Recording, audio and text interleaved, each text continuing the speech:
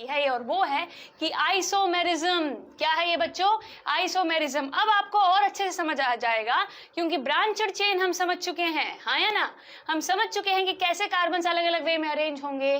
तो कार्बन की एक खास बात यह भी है कि आइसोमेरिज्म प्रॉपर्टी वो फॉलो करता है। मतलब पता है, बहुत आसान है बच्चों। आइसो का मतलब होता है सेम या फिर इक्वल, और यहाँ पर मीरोस, MEROS मतलब अपार्ट। ये जो वर्ड्स है बच्चों ग्रीक भाषा से उठा रखे हैं। आइसोमेरिज्म ऐसे नाम आया है, ठीक है। इसमें होता क्या है मैं बता देती हूँ। यहाँ पर सेम और अपार्ट ये दो चीजें कैसे हो रही है भाई? सेम भी है और अलग भी है, ऐसे कैसे? अभी बता दिया जाएगा आपको। Two or more organic compounds having same molecular formula but different properties are known as isomers. Clear है ये बात बच्चों?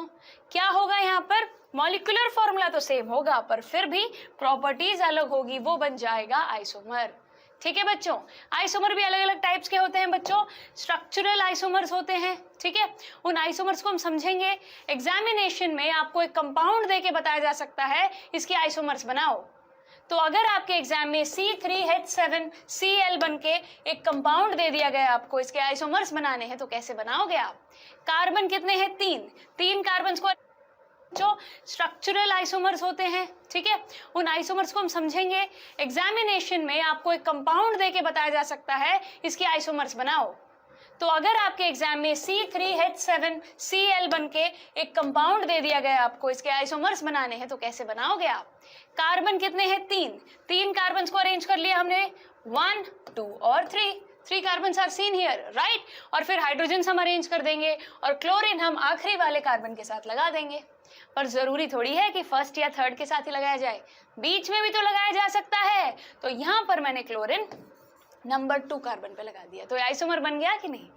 Okay, molecular formula is same, but जब हम स्ट्रक्चर बनाते हैं तो वो अलग तरीके से बनाएंगे।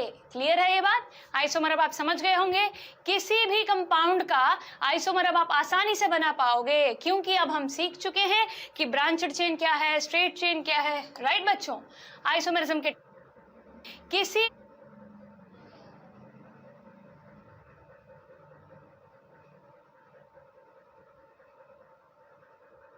भी कंपाउंड का आइसोमर अब आप आसानी से बना पाओगे क्योंकि अब हम सीख चुके हैं कि ब्रांचड चेन क्या है, स्ट्रेट चेन क्या है, राइट बच्चों।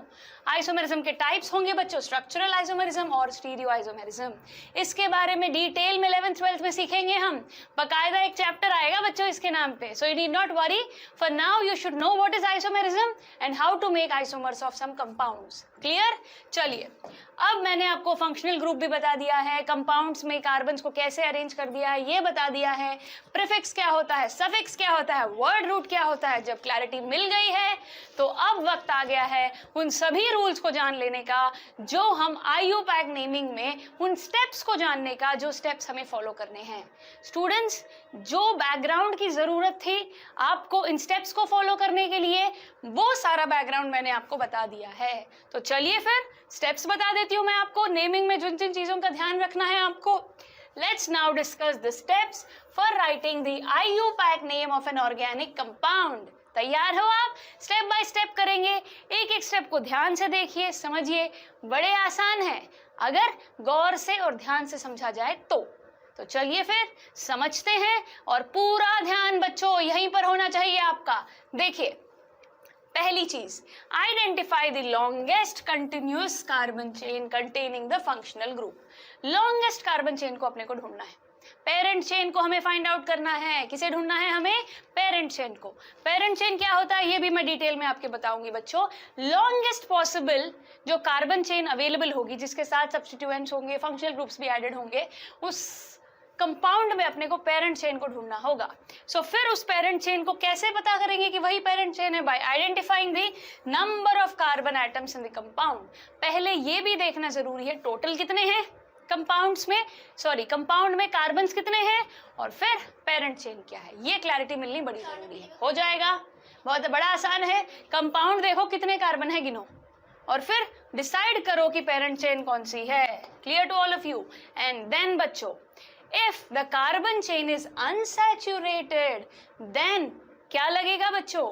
ANE, alkanes हो जाएंगे ना वो।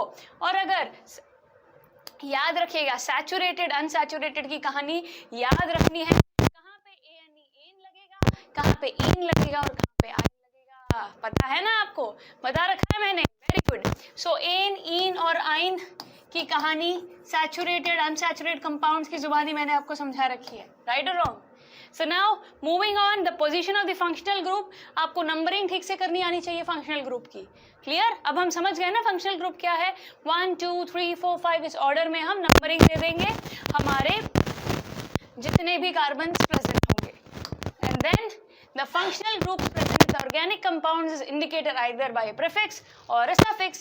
Obviously कार्बन चेन में चीजें ऐड भी तो होंगी, सिर्फ हाइड्रोजन थोड़ी है, और भी तो चीजें हैं, और उसके हिसाब से हम प्रीफिक्स है या सफिक्स क्या हमें उसको लेना है हम ये डिसाइड कर लेंगे, clear. And then most importantly जब हम नाम लिखेंगे हमारे कंपाउंड का, तो हमें ये देखना है कि फंक्शनल ग्रुप अटैच्ड है उसके हिसाब से ही हम सफिक्स या प्रीफिक्स डिसाइड करते हुए जो एल्केन में ई होता है वो हट जाएगा और फिर उसका सफिक्स ऐड हो जाएगा। जो ई को हटाना है ये याद रखिएगा टर्मिनल में से, ओके।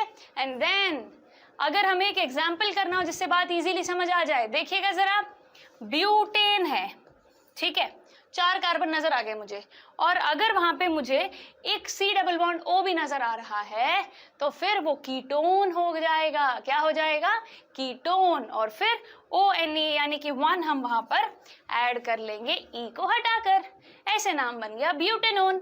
अब आप बोलोगे मैम इस रूल्स में क्या हमें कुछ और भी चीजें हैं जो याद रखनी है? बिल्कुल बच्चों, आपको क्लैरिटी तभी मिलेगी जब हम प्रॉपरली स्ट्रक्चर्स में इन चीजों को देखें भी और बेसिकली सारे रूल्स को समझें। तो देखा जाए तो एक रूल है बच्चों, लॉन्गेस्ट चेन रूल। क्या है ये? Longest chain rule. IUPAC naming में ये रूल है लॉन्गेस्ट चेन रूल। वही बात जो मैंने आपको बताई है कि हमें कार्बन्स को देखना है, कितने कार्बन्स टोटल है वो गिनने हैं, ठीक है, और वहां पे हमें पेरेंट चेन डिसाइड करनी है। पेरेंट चेन क्या होगी? Number of carbons continuous chain में जितने ज्यादा हमें मिल जाएंगे वो पेरेंट चेन बन जाएगी। तो यहाँ मैंने मार्क करके आपको समझा रखा है कि पेरेंट चेन कौन सी है, आया ना। अब आपके मन में सवाल आना चाहिए, मैम ये सब्स्टिट्यूएंट्स क्या लिखा है? गौर से अगर हम देखें, पेरेंट चेन के अलावा जो बच जाएगा कंपाउंड में वही कहलाएगा सब्स्टिट्यूएंट। क्या कहलाएगा बच्चों? सब्स्टिट्यूएंट।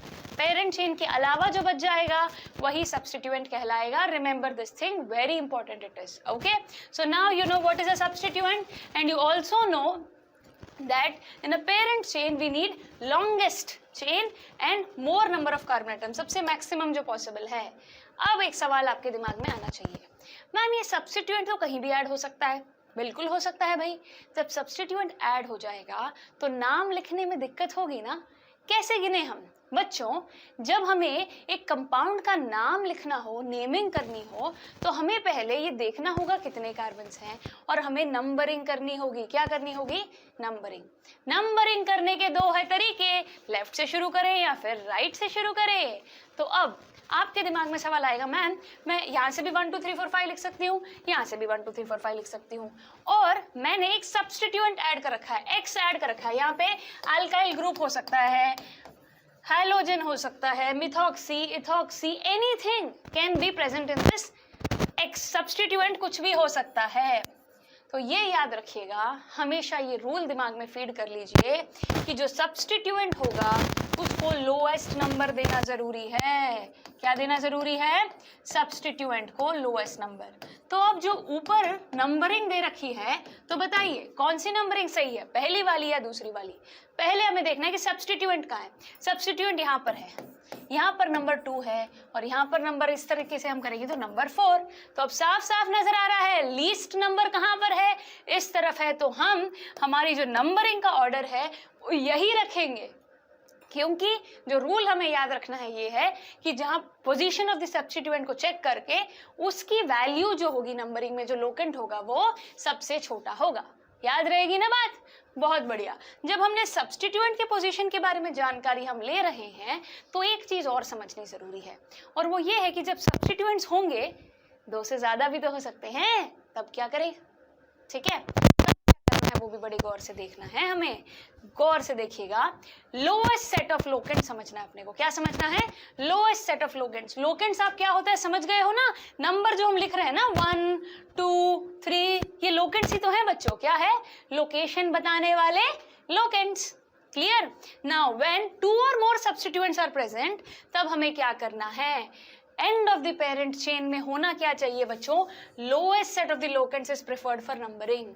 हमेशा छोटे से छोटा नंबर यूज करने की कोशिश करनी है, ये बात दिमाग में फीड कर लो, छोटे से छोटा नंबर। अब जब हम ऑर्डर करेंगे, जैसे नंबर्स देंगे, नंबरिंग की ऑर्डर देंगे, तो इस बात का ध्यान रखना होगा कि जो नंबर्स आएंगे ना लास्ट में नेम में, वो कम से कम छोटे से छोटा नंबर होना चाहिए।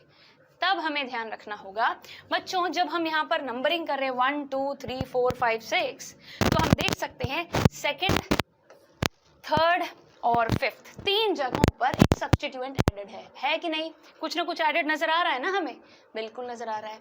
तो अगर मैं यहाँ से शुरू करूंगी ना, तो 1 2 3 4 5 6, तो फिर पता है क्या होगा बच्चों? फोर्थ प्लेस में भी सब्स्टिट्यूएंट एडेड होगा, तो हमें लीस्ट नंबर चाहिए। तो यही मेथड मेरा सही है, क्योंकि यहाँ पर 4 नहीं 3 आ रहा है, 3 4 से छोटा है ना, तो इसीलिए 2 3 5 हमारे लोकेंट्स बन जाएंगे, जो हम नाम में IUPAC नेमिंग में जिसे हम, फिर पता है क्या होगा बच्चों? फोर्थ प्लेस में भी सब्स्टिट्यूएंट एडेड होगा, तो हमें लीस्ट नंबर चाहिए। तो यही मेथड मेरा सही है, क्योंकि यहाँ पर 4 नहीं 3 आ रहा है, 3 4 से छोटा है ना, तो इसीलिए 2 3 5 हमारे लोकेंट्स बन जाएंगे, जो हम नाम में IUPAC नेमिंग में जिसे हम यूज करेंगे।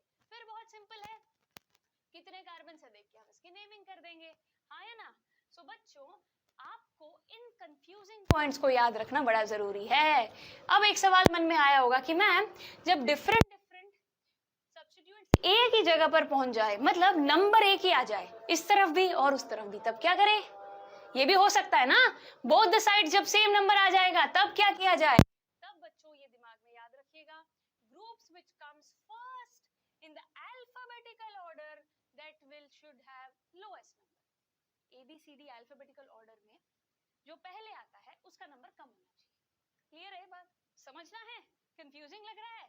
डरने की क्या बात बच्चों, मैं हूं आपके साथ। तो देखिए एक एग्जाम्पल लेते हैं। इस एग्जाम्पल में सबसे पहले देखो, मैंने नंबरिंग कर दी है एक तरीके से, दोनों तरफ से नंबरिंग करके देखते हैं, फिर हमें पता चलेगा। ठीक है, दोनों तरफ से नंबरिंग कर दी है। पहली तरफ से जब मैंने की, तो 1 2 3 4 5 6 7, तीसरे कार्बन पे और 5वें कार्बन पे मुझे कुछ मिल रहा है। सो थर्ड पे है मिथाइल ग्रुप और फिफ्थ पे है इथाइल ग्रुप। ठीक है, ये मैंने मेंशन कर दी, थर्ड पे है मिथाइल ग्रुप, फिफ्थ पे है इथाइल ग्रुप। अब मैं एक कोशिश करूंगी, दूसरी तरीके से करके देखते हैं। जब मैंने दूसरे तरीके से किया, यहाँ से 1 2 3 4 5 6 7 शुरू किया, तब क्या हुआ? थर्ड पे इथाइल आ गया और फिफ्थ पे मिथाइल आ गया। क्या आ गया? थर्ड पे इथाइल, फिफ्थ पे मिथाइल। तो मुझे कौन सा चुनना है? अल्फाबेटिकल ऑर्डर में छोटा नंबर होना चाहिए। इथाइल पे 3 है, ABCD में E और M में E पहले आता है ना, तो अब इसका नाम क्या बन जाएगा? 3 इथाइल 5 मिथाइल, कार्बन कितने हैं चेक कर लो, 7, हेप्टेन। 3 इथाइल 5 मिथाइल हेप्टेन, ये बन गया हमारे कंपाउंड का नाम। समझ रहे हो बच्चों? I hope this is easy for you now कि हमें कैसे इन्हें नेम करना है। अब आप बोलोगे मैम आपने समझा तो दिया, पर ना प्रैक्टिस करनी बड़ी जरूरी है। तो कुछ कंपाउंड चलिए देखते हैं, स्ट्रक्चर देख के नाम कर पाते हो कि नहीं, चलो चेक कर लेते हैं। पहला स्ट्रक्चर, सबसे पहले बच्चों कार्बन को देखेंगे, कितने कार्बन हैं, उसके हिसाब से हम कार्बन चेन को डिसाइड करेंगे ना। कितने हैं? 1 2 3, तो 3 है, डबल बॉन्ड कहीं भी नहीं है, ये एक सैचुरेटेड कंपाउंड है, तो सबसे पहले दिमाग में आना चाहिए प्रोपेन। क्लियर? हर जगह हाइड्रोजन है क्या, चेक कर लेते हैं, नहीं है, नहीं, अरे ये रहा क्लोरीन, कुछ और मिल गया है हमें, तो क्लोरीन प्रीफिक्स में लग जाएगा और इसका नाम कंपाउंड का बनेगा क्लोरोप्रोपेन। क्या बन गया बच्चों? क्लोरोप्रोपेन। राइट और रॉन्ग? एक और बताऊं, आसानी से कर लोगे फिर आप। देखिए कंपाउंड को गौर से देखिए, सेम काम करना है। कितने कार्बन है देख लिए, 3 कार्बन है। ओके, हर जगह हाइड्रोजन है, एक जगह लिखा है ब्रोमो। कितना? ब्रोमो। तो नाम क्या होगा? Simple, bromopropane. क्या बन गया बच्चों? Bromopropane. Very good. Moving on to the next one now. देखिए गौर से, 3 कार्बन फिर नजर आ गए हैं, हाइड्रोजन हर जगह पर, एक जगह है OH। फंक्शनल ग्रुप कौन सा है ये? OH है ये फंक्शनल ग्रुप। सो OH मतलब बन गया हमारा प्रोपेनोल, अल्कोहल है ना ये, तो क्या नाम हो गया इसका? Propane plus OL will become propanol. खास ध्यान रखना है स्पेलिंग का, और वो ये है कि जब प्रोपेन में हम कुछ ऐड कर रहे हैं तो हर नाम में गौर से देखेंगे हम, ध्यान रखिएगा यहाँ पर E हट जाएगा, ठीक है, E हट जाएगा और फिर OL हमारा सफिक्स ऐड हो जाएगा। जब सफिक्स ऐड होता है तो E हटा के OL या फिर जो भी सफिक्स ऐड करना है हमको वो हम ऐड कर ले। एक और देख लेते हैं, यहाँ पर C डबल बॉन्ड OH मतलब functional group double bond OH जब आ जाता है तो एल्डिहाइड बन जाता है। तो एल्डिहाइड क्या बनेगा? उसका सफिक्स होगा Al, तो प्रोपेन प्लस Al, E को हटाना होगा और बन जाएगा प्रोपेनॉल। हाँ या ना? ऐसे नाम रखने हैं इनके। सो कुछ कंपाउंड्स के नाम हमने लिखते हुए देखे, और कुछ देख लेते हैं बच्चों, ठीक है। अब हमने प्रोपेनॉल लिख लिया है, एल्डिहाइड देख लिया, तो एक कीटोन भी देख लिया जाए। देखिए 3 कार्बन है और दिख रहा है C डबल बॉन्ड O, यानी कि कीटोन। क्या दिखा हमें? कीटोन। तो बहुत सिंपल है, प्रोपेन पे हमें सफिक्स लगाना पड़ेगा ONE1, तो हमारा नाम क्या बन गया बच्चों? E हट जाएगा और बन जाएगा प्रोपेनोन। क्या बन गया? प्रोपेनोन। लेटर्स का खेल है, याद रखिएगा। अगला नाम देखिए, सिमिलरली कार्बोक्सिलिक एसिड की बारी आ गई है। किसकी बारी आ गई है?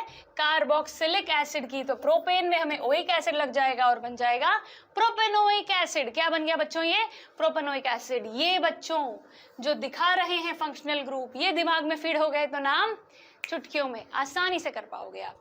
और कुछ देख लेते हैं, ध्यान से देखिए इस कंपाउंड को, डबल बॉन्ड साफ नजर आ रहा है, अनसैचुरेटेड कंपाउंड है ये। तो कार्बन कितने देख लो, 3 कार्बन है, अनसैचुरेटेड कंपाउंड है क्योंकि डबल बॉन्ड है, तो ईन, ये है एल्कीन। सो इसका आंसर बन जाएगा प्रोपीन। क्या बन गया? प्रोपीन। सिमिलरली ट्रिपल बॉन्ड आ गया तो बहुत आसान है, प्रोपाइन बन जाएगा, YNE, आइन। Right students? तो अब मैंने आपको कुछ कंपाउंड्स के नाम स्ट्रक्चर के साथ बनाना सिखा दिया है, हाँ या ना? एक एक कंपाउंड को प्रैक्टिस करना बड़ा जरूरी है। खुद बनाएंगे, खुद नाम लिखेंगे, तभी बात बनेगी। एक सवाल बच्चों के दिमाग में घूमता रहता है और वो ये है कि मैम ये बताइएगा जरा कि मैं कैसे डिसाइड करूं कि मैं पहले प्रेफरेंस किसको दूं? बच्चों ये सवाल हर बच्चे के मन में आता है जब वो ऑर्गेनिक केमिस्ट्री अटेम्प्ट करने की कोशिश करता है, कि कंफ्यूजन क्रिएट हो जाता है कि पहले किस पे ध्यान देना है। तो मैं बता देती हूँ, प्रेफरेंस ऑर्डर बच्चों, सबसे पहले फंक्शनल ग्रुप, फिर आएगा डबल बॉन्ड, फिर आएगा ट्रिपल बॉन्ड और फिर आएगा सब्स्टिट्यूएंट। नेमिंग करते वक्त इस प्रेफरेंस ऑर्डर को फॉलो कीजिएगा, आप गलती नहीं करोगे। Once again, functional group, double bond, triple bond and then comes our substituent. याद रहेगी बच्चों ये बात, हाँ या ना? चलो फिर ये चीज आपके बड़े काम आएगी।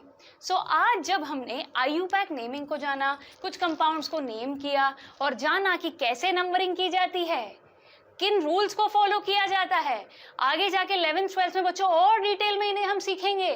तो जब हमने एक बेसिक आइडिया IUPAC नेमिंग का जान लिया है तो एक चीज बड़ी आसान हो जाएगी अब, और वो है how to understand the characteristics of homologous series. Homologous series की कैरेक्टरिस्टिक्स अब देखिए आपको कितनी आसानी से समझ आ जाएगी, क्योंकि हम